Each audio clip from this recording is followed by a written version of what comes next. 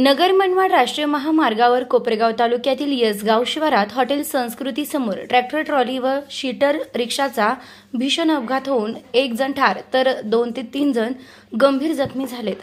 सदर अपघात आज शुक्रवार 18 जुलै 2025 रोजी रात्री 10 वाजेच्या सुमारास घडला। नादुरुस्त असल्याने रस्त्याच्या कडेला उभ्या असलेल्या ट्रॅक्टर ट्रेलरला मागून येणारी शीटर रिक्षा धडकल्याने सदर अपघात झाल्याची प्राथमिक माहिती समजली आहे। या अपघातात वाल्मिक नाना घणगाव वय 60 राहणार पिंपळस तालुका निफाड हे मयत झाले असून त्यांचा मृतदेह कोपरगाव ग्रामीण रुग्णालयात शवविच्छेदनासाठी आणण्यात आलाय।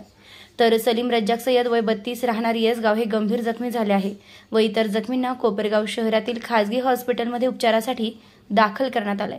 याबाबत कोपरगाव तालुका पोलीस ठाण्यात गुन्हा दाखल करण्याचे काम सुरू असून पुढील तपास पोलीस निरीक्षक संदीप कोळी यांच्या मार्गदर्शनाखाली कॉन्स्टेबल रमेश झाडे हे करीत आहेत।